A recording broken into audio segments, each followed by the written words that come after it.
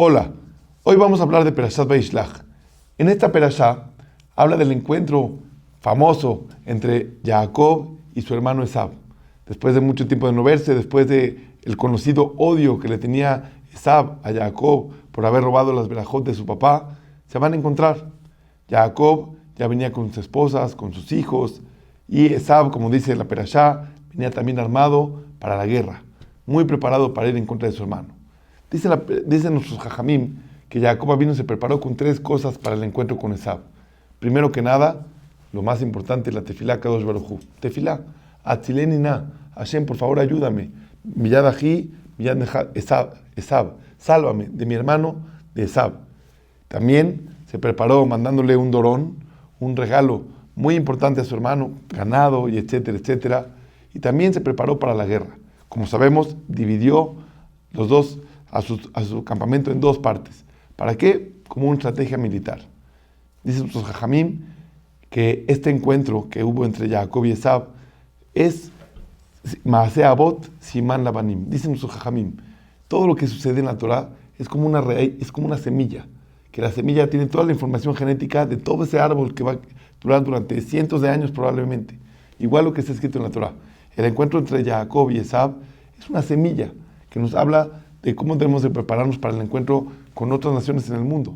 Y aquellas naciones que no necesariamente nos quieren, sino como Esab, que probablemente vienen en nuestra contra.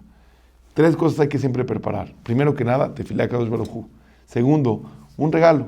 Siempre llegar con algo, mostrar afecto de una forma clara con un regalo es importante. Y además, por supuesto, prepararse también para la guerra, para el Ishtadlut. Ishtadlut es el esfuerzo necesario que necesitamos hacer en cada situación de la vida. Muchas cosas interesantes fueron dichas en esta perashá. Yo quiero compartir con ustedes una historia que escuché de un señor que aquí en México fue muy común este tipo de historias. Cuando su familia llegó a México, venían de diferentes lugares de Europa o de Halab o de Sham, diferentes lugares también del Líbano. Ellos llegaron acá y al llegar a Veracruz, como me contaba mi abuelita Alea Shalom, cuando llegaban a México, las familias llegaban sin nada. La única condición que ponían en México para poder entrar era que no tuvieran glaucoma, que era una enfermedad de los ojos, y además que tuvieran $10 como una visa. Eso era su visa nada más. Pues los yehudim que venían en esos barcos muchas veces no tenían ni siquiera esos $10. Muchas veces no sabían a dónde habían llegado. Muchos llegaron a México, muchos mismos familiares y hermanos llegaron a Estados Unidos, muchos llegaron a Sudamérica, Argentina, etcétera. Y así, ese era el destino que les esperaba a cada uno, a que en el momento de abordar el barco se despidieron de sus padres y probablemente nunca más los volvieron a ver. Así llegaron nuestros abuelos aquí a México. Este señor me platicó que cuando ellos llegaron acá, había un pueblo en México llamado Coatzacoalcos, todavía existe, hoy ya no es un pueblo, sino ya es casi una ciudad, es una ciudad petrolera. Y también en ese momento era una ciudad de petróleo y por lo tanto pues, había mucha afluencia de gente. Su familia decidió quedarse ahí, quedarse en la ciudad de Coatzacoalcos. Ellos son una familia, la cual posibilidades económicas no tenían, pero empezaron a abrir una tienda de 3 metros por 4, 3 por 4 metros, eso era todo lo que tenían como su capital, y era en el garage de su casa, en la parte de adentro es donde ellos vivían. Esa tienda empezó a tener mucho éxito y empezó a florecer.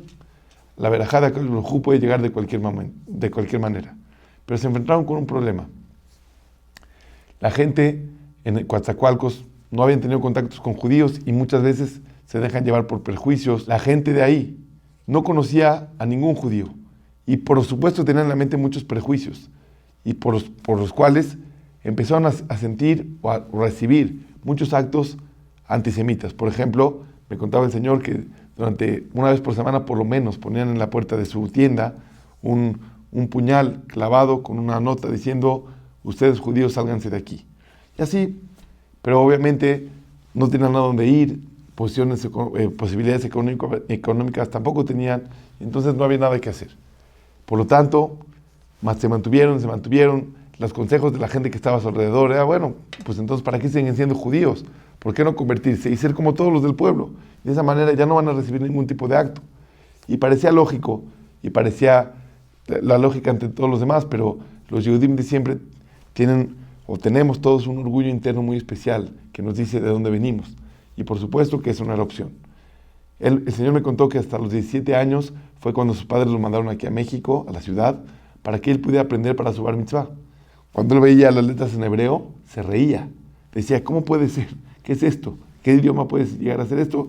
Y no podía entender. Pero fue estudiando y estudiando un año, hasta que a los 17, 18 se regresó otra vez al pueblo de Coatzacoalcos. ¿Cuál fue el motivo por el cual su familia decidió venirse de un momento a otro? Me contó el Señor que cuando su papá vio que el joven ya pretendía a una de las muchachitas de la ciudad y a su hija también ya la pretendían muchos muchachos de la ciudad, en ese momento no dudó, tomó sus cosas y de un momento a otro, de forma repentina, se fue a la Ciudad de México. ¿Con qué? Pues con lo que podía haber ahorrado en ese lugar de Coatzacoalcos, que a lo mejor podía tener dinero, y se fue directamente para allá. Y esa es la historia de muchos Yehudim que llegaron a México. Unos a Coatzacoalcos, otros a Orizaba, otros a San Luis Potosí, otros al Oro. Hay muchos lugares en México que se asentaron solamente para poder mantener su parnasá. Pero ¿qué nos hizo ahora centralizarnos a todos aquí, dentro de la Ciudad de México? Algo muy sencillo, nuestra pertenencia al pueblo judío. Nosotros somos Yehudim.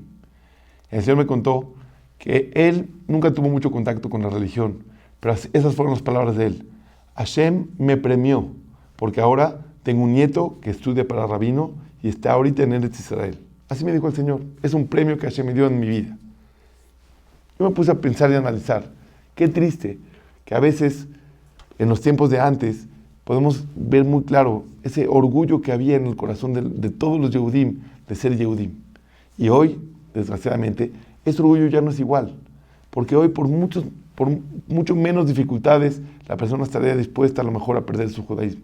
Hay encuestas de diferentes tipos, no en México, pero por ejemplo en Estados Unidos, de cuánto las personas hoy, los papás, o sea, los nuevos padres de hoy, se esforzarían porque sus hijos también se casen entre judíos.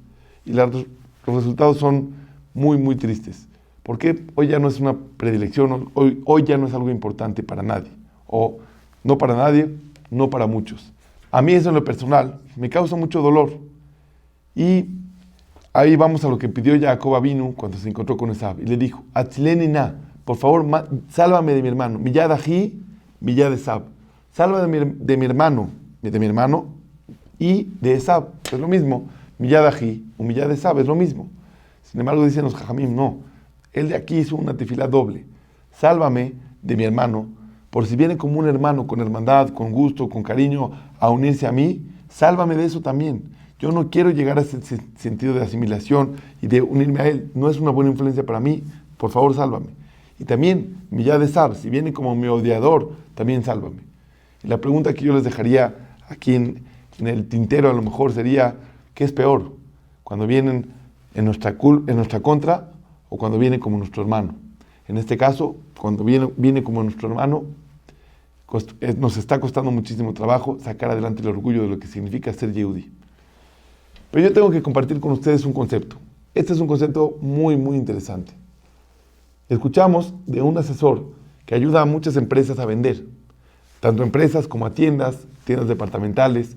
Es un asesor, es un Yehudí de Chile, muy, muy, muy reconocido. Y nos dio una clase de cómo podemos hacer para que también la Torá y la difusión de la Torá con las clases también pueda tener un poco más de éxito. Y nos dijo un consejo muy interesante.